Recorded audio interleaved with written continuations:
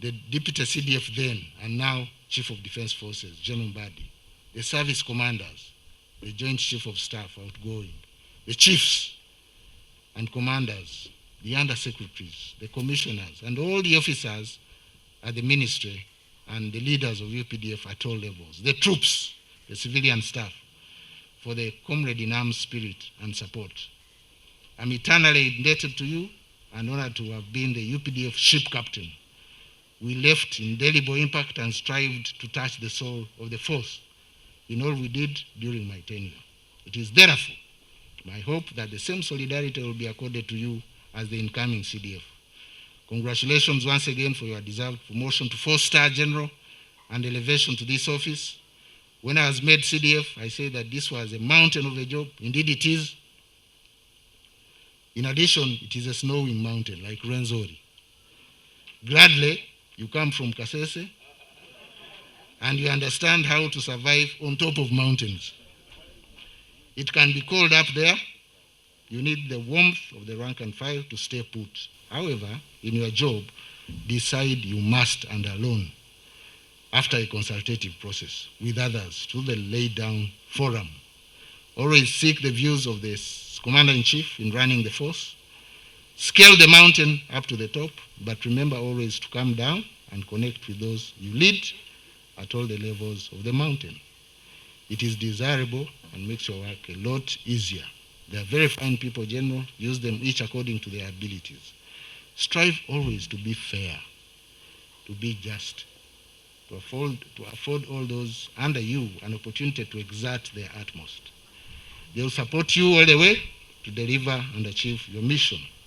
Be a leader for everyone, including the unknown soldier, and never pass judgment or condemn anyone without affording them the opportunity to be heard. I wish you all the best and God's abundant blessings and guidance. Finally, let me use the privilege and honor of handing over the following instruments of authority of this office to you to execute your job.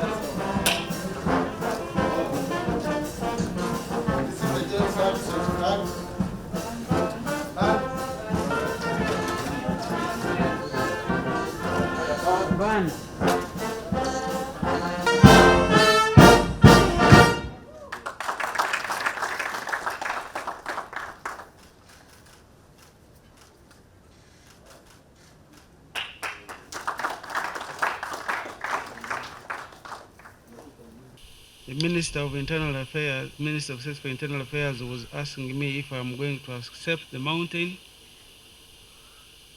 and it is a mountain indeed. But luckily, my Deputy CDF had said all these things come from God. And I tried to look for where that verse was, and I found Romans chapter 13, verse 1, which says, "Let every soul be subject to the governing authorities, For there is no authority except from God, and the authorities that exist are appointed by God. Mmesikia hiyo kini?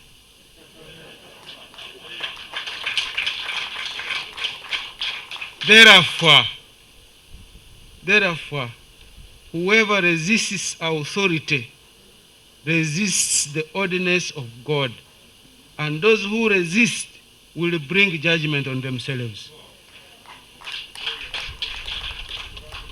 Sasa sikia hii. For rulers are not a terror to good works, but to evil. Do you want to be unafraid of the authority?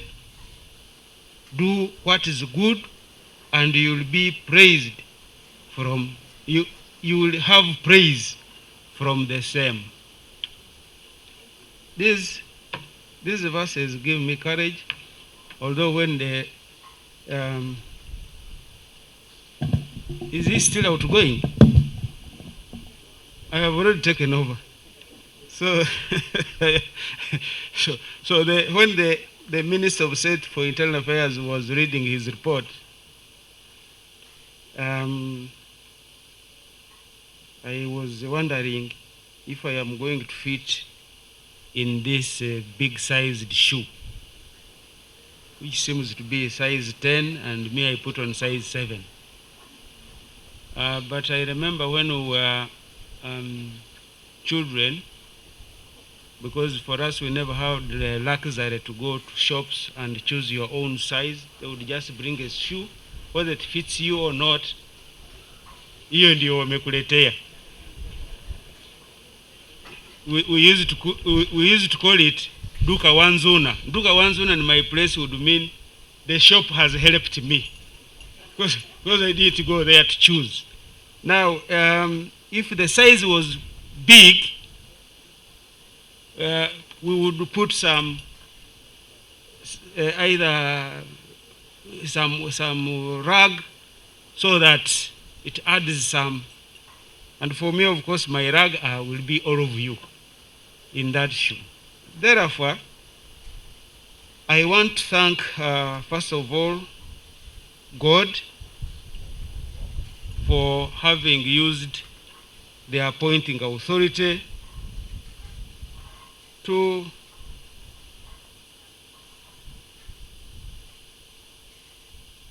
assign me this other task, among others. And sir, Honorable Minister of State for Internal Affairs, I also want to thank you for this very elaborate report, very elaborate report, which, although you have been assigning me tasks, I didn't know you were going through this. But it gives me good foundation on where to continue from. Is what we have done together. Is what we haven't been doing together. Now I know it. I have come to know it. I will internalize it properly. There are that unfinished business which we need to work on. So I thank you for not walking away on me and giving me an elaborate report that should really guide my next move on how to go about the business of the office of the CDF with this good team of generals that you have left with me. And it is at this juncture, therefore, that I would like to also extend my appreciation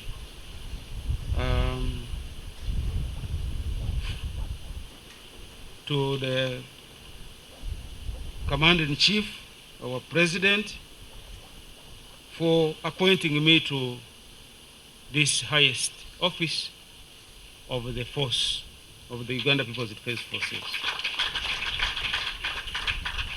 I also want to extend my heartfelt congratulations to those general officers with whom we were appointed to various positions.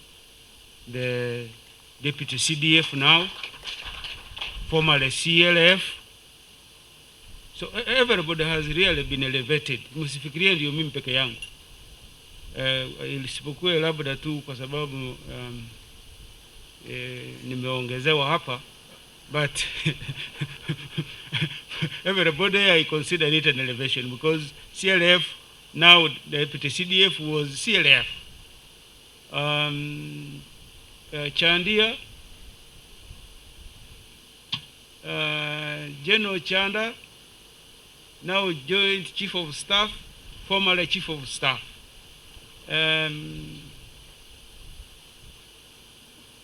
Nani alikuwa mwingine?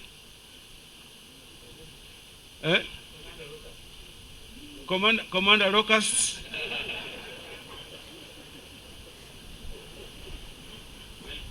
Commander Locust, Wealth Creation.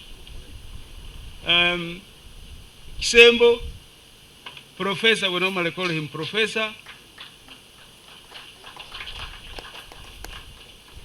It's good for all of us. We've been promoted, elevated to those levels, and therefore I want to extend my congratulations to all of you, and thanking the Commander-in-Chief on your behalf now.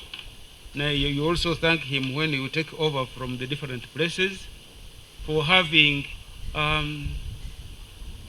been the ones to attract his eyes to these very, very demanding positions in our forces. I would also like to congratulate our new ministers, those who have joined us and those who are leaving us, beginning with our Minister for Defense and Veteran Affairs, Honorable Vincent Bamulangaki Sempija, Honorable Oboso Fumbi, Oboso Koth,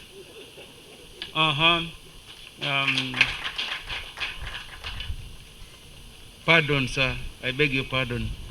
Honorable Minister of State for Internal Affairs, Gen David Muhoozi, our Presidential Advisor on Security Affairs. I also want to congratulate you. And therefore, I have no doubt that the appointing authority appointing us to these positions is a testimony of the trust and the confidence that the appointing authority has in us, both on your side and then ourselves. Although this is additional responsibility that will require more effort for us. Like I said, I come in to fit into a large-sized shoe, but with this guidance and the advice that you've given me through your report, and with the team given to me, I think we shall steer the ship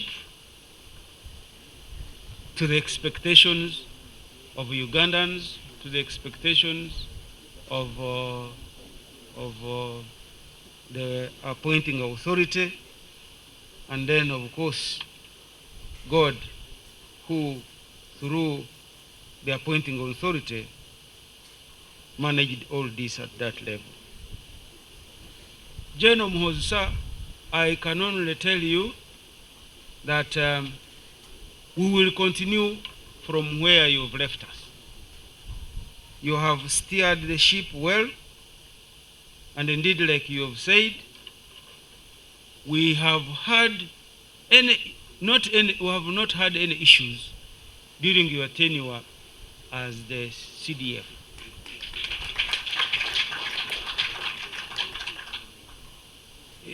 There has not been any tension, and which is an indication of those last words you read on the last page of your report, and also because you made a good foundation by your predecessors, made by your predecessors.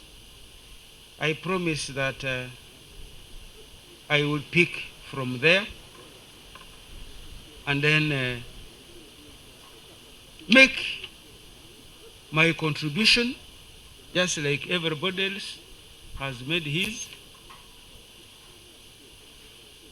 but in the direction of making things better, making our force more effective, more efficient, more accountable, more modern, and you have lined out what needs to be done to get out there.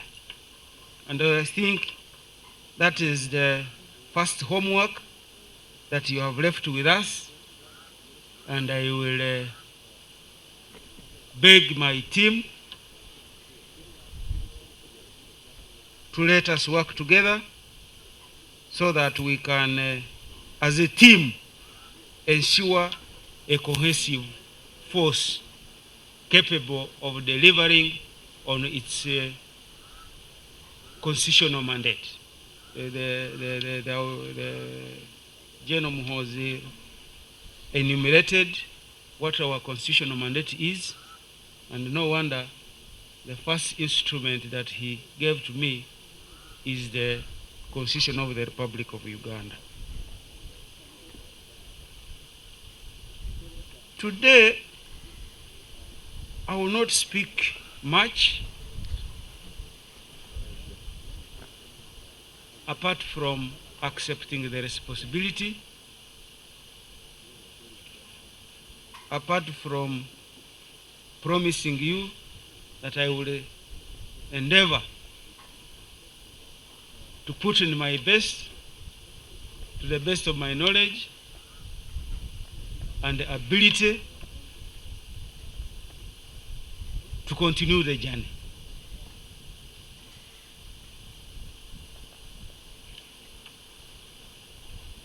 I will need my whole team, without exception, to be able to manage this. Because if you want to go a long way, you must travel together. But if you are in a hurry, then you can go alone. I will want to travel with my friends, because we have a duty to take this force another step, so that not only do we keep Uganda stable, peaceful, and secure,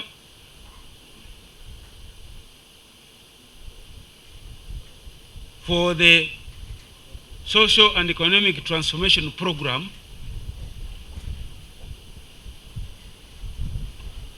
intentions of our leaders, especially our president. You have not heard him speak anywhere without mentioning that word: social economic transformation, democracy, patriotism, Pan-Africanism. You look, those are the things for which we are generating or building this force to support.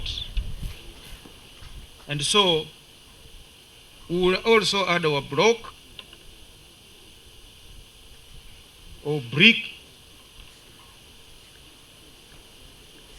to ensure that. General Muhoozi, I want to thank you in a special way.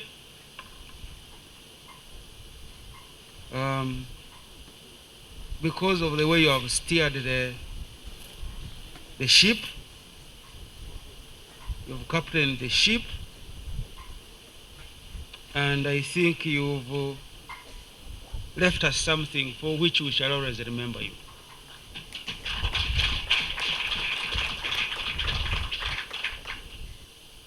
You pick your choices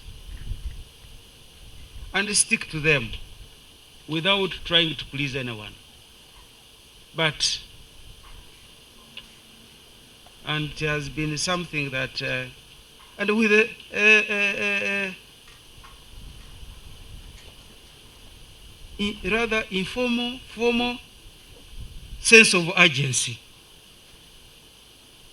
And I think that is to avoid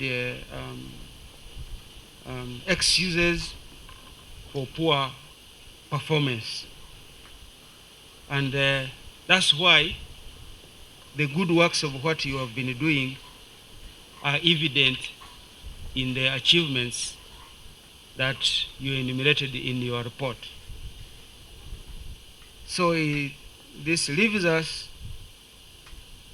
with no option but to work hard, not to work smart. Some people work smart. For us is to work hard to make sure that we continue with where you've left us, and we also contribute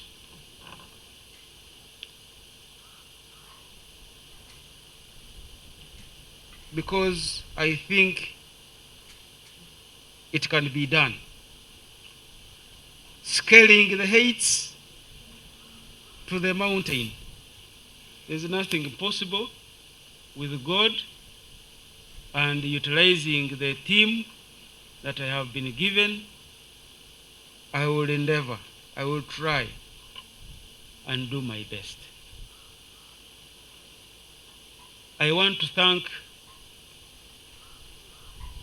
because I've been here as the Deputy CDF, and while deputizing you, I also interacted with the people you mentioned in your report.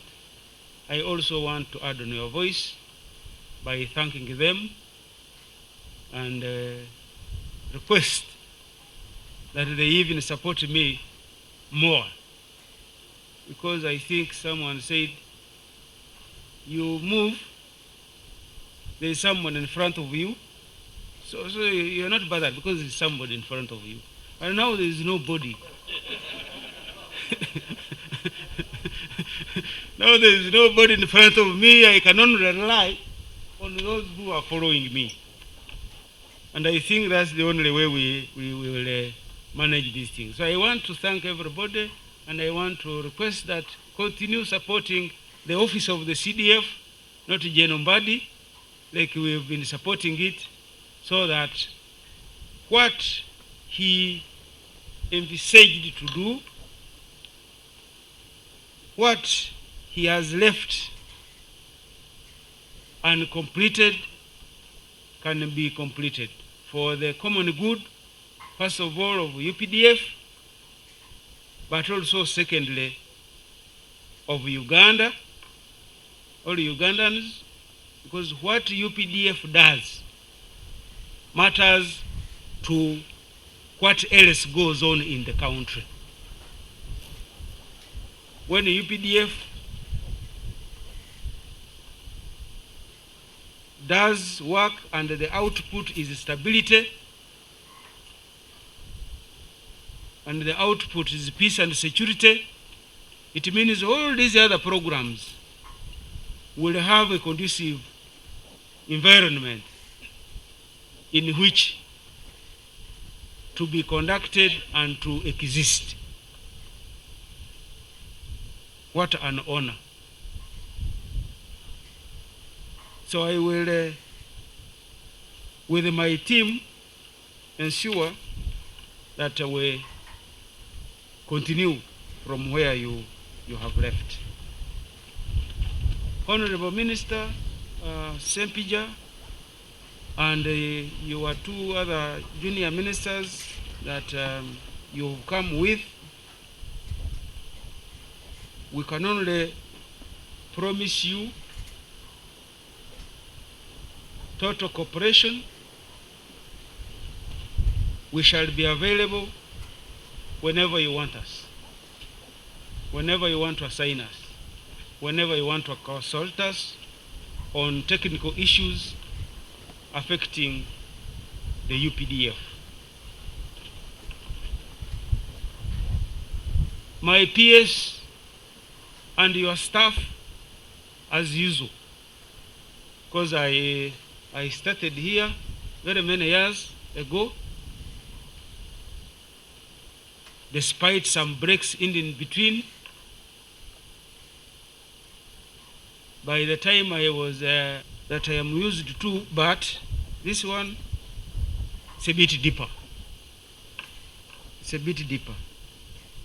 So without much ado, I accept this responsibility wholeheartedly, and I am very sure that with the support of the team that I have, we shall do our best to make UPDF better.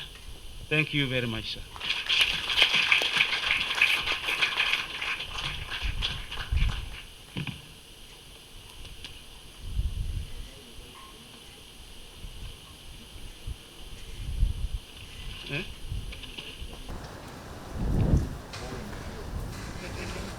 And the last one, correction, is from the Ministry of Defense. I don't know the wording there, but they're all praises of the good work that has been done or what the CDF has done for the ministry and the force.